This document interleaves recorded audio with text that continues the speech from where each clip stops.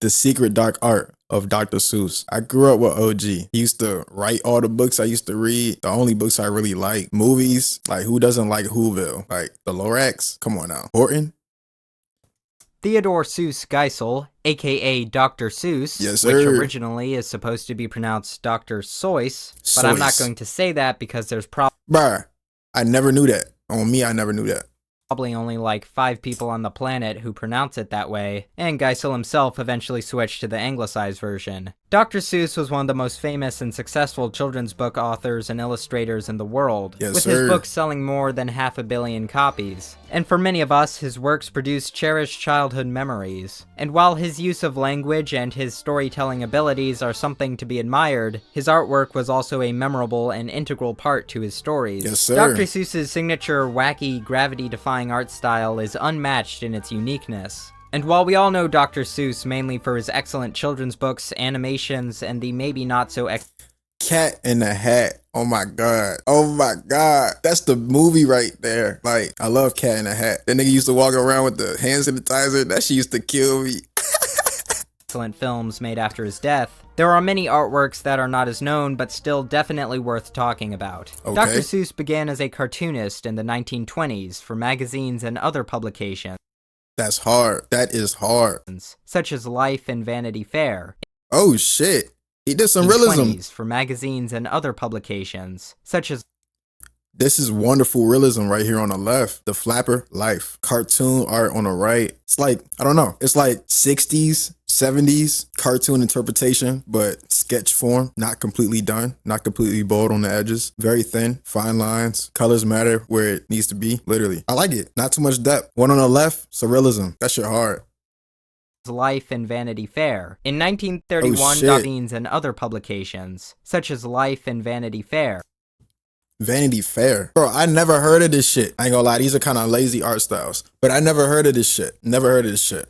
In 1931, Dr. Seuss Oh, this looked like some wild shit that's about to be said in this book.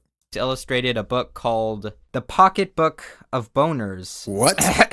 At Hey, I called that bitch. I ain't never watched the video before. I know what I'm talking about, bruh. the time, boner did not have the sexual connotation it has today, and originally meant a silly mistake. It was a humorous book full of illustrations, and was Boner was silly mistake. That's why it's called a boner. That makes sense. Like, damn. one of the best-selling paperbacks of World War II. This book was actually a collection of 4 books titled Boners, More Boners, Still More Boners, Prize Boners, and then even more compilations were released titled The Omnibus Boners and The Second Omnibus Boners. That's a lot I'm the big boner. Watch out, nigga. of boners. In 1937, Ted Geisel wrote and illustrated his first children's book, And to Think I Saw It on Mulberry Street, which had lackluster sales but garnered glowing reviews Long ass beard. Damn. He catching every ounce of that CO2 that these niggas is kicking up on me. because of its imaginative story and visuals. Around the 1930s, Dr. Seuss collected things like antlers and other leftovers from dead That's hard. animals, which his father would send him as he worked at the Springfield Zoo. He would take these parts, combine them with paper mache and paint, and transform them into busts of fictional creatures.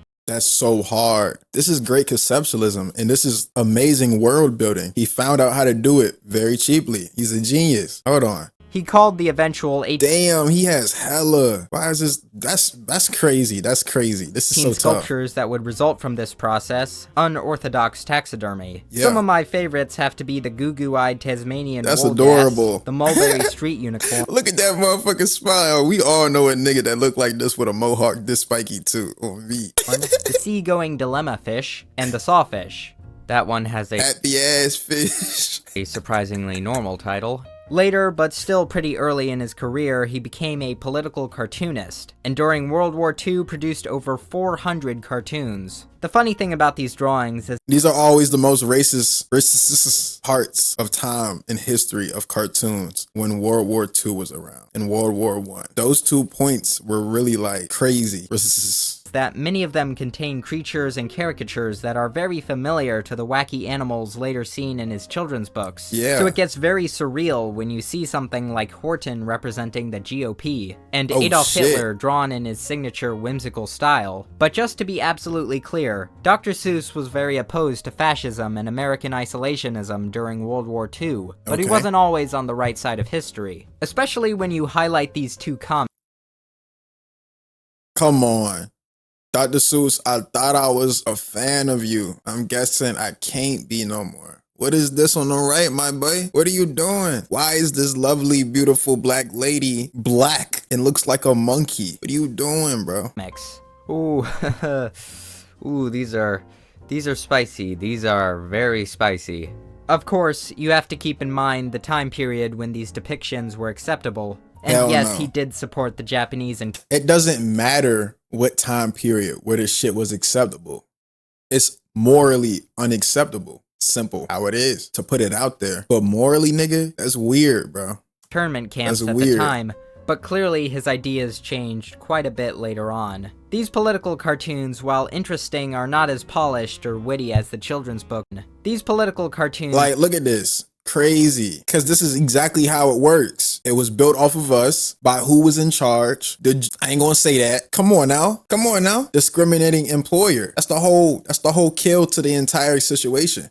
while interesting, are not as polished or Jim witty Crow, as the man. children's books he would later write. Dr. Seuss's art style has remained very consistent throughout pretty much all of his career. To demonstrate this, you can take a quick glance at any of the advertisements that he illustrated and immediately recognize his signature. Oh, that's so fire. Like, not the message. I don't know what the message says. I haven't even read it yet.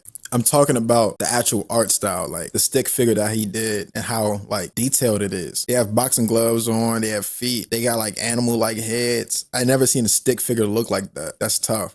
Style. Anything from Ford, to Standard Oil, to a detailed drawing of hell for General Electric. I cannot understate how unique and recognizable Ted Geisel's art style was. His figures are simple, yet complicated. Yeah. Plain and rounded, droopy faces contrast with intricate cross-hatching on things like clothes and fur. His characters are very gestural and lively, and his buildings and machinery are no different. They often seem to defy gravity, and rarely contain any straight lines. The use of cross-hatching and reliance on pen and ink, along with the strategic flat colors seen in most of his books, probably comes from his experience as a cartoonist, with the goal of keeping the interest of younger audiences. And combined with the ridiculous designs of his creatures and machines, they all form an identity that is overwhelmingly and undeniably Seussian. While the rhymes, inventive made-up words, and timeless storytelling are the core of his children's books, the imagery he uses to bring that whimsical poetry into visual forms is essential to the experience of a Dr. Seuss work. And what makes this style more intriguing is when it's put into different situations, from political cartoons to taxidermy. But there is another collection of lesser-known Dr. Seuss art that I find the most interesting of them all. Dozens of paintings that Dr. Seuss made in private, and were not to be released until after his death. A collection he liked to call the Midnight Paintings. Wow. This nigga has some archives. I see this nigga got his own files.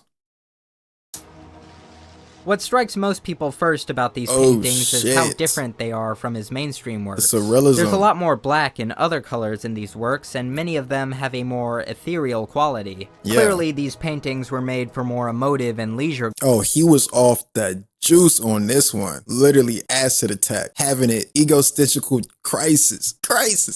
Telling you, this nigga was off it making this one. Goals rather than storytelling ones. It's hard to summarize the many paintings he produced behind closed doors, so it's really best to approach them case by case. These secret I would really like to know where we could find this. I want to look through this thoroughly. Dr. Seuss works have a variety of styles and subjects. That's so hard. This painting, titled Cat Detective in the Wrong Part of Town, is reminiscent of Cubist works, but with brighter colors and typical Seussian architecture. Yeah, he's just trying shit. A few other paintings contain a similar style, but for subjects like resorts. Others are more dramatic, forcing the viewer into unorthodox perspectives like this Dutch angle view of blobs of color leaping out of a brightly colored ocean, or this drastically curved landscape that seems to extend for infinity. Some are entirely abstract. Others Oh my goodness, this is a horror looking at. This is like freeze frame. Oh my gosh. Oh nah, this is tough. are more pattern-based, like this painting of dozens of working-class birds walking up and down, made to express Geisel's economic concerns. Then this painting, a plethora of cats, was made for a simple reason: to show a lot of cats, but more specifically as a form of relaxation to see how many cats he could paint in. And how many are on this one canvas exactly?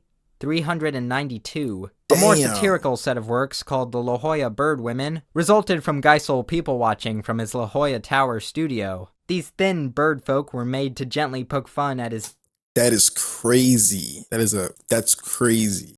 neighbors, and as you would expect, they are quite simple. They're women, but birds. The Fine works I shit. think are most interesting are the ones that are darker, both in color schemes and subject matter. A very simple painting titled Cat in Obsolete Shower Bath demonstrates the purely aesthetic choices of the darker paintings. The brushstrokes and layering of color is erratic. There's no flat or smooth colors, just textural grungy spots forming the environment. The greenish yellow of the shower curtain is reminiscent of mold. There is speculation this is meant to represent how early in his life, Ted Geisel had to spend time in dingy one-room apartments. These overlapping gradients and textural painting is a far That's how surreal it felt for him living in that apartment. Damn, the shower floor is dirty as fuck. Mold all over the walls, on the pipes. Straight just sadness, man. But that's the grind. That's what he had to get out of. He's in better places now to even depict this. cry from the clean, calculated coloring of his children's books. Yeah. And many of these paintings seem to represent a seedier, almost cynical aspect we didn't usually see in his art.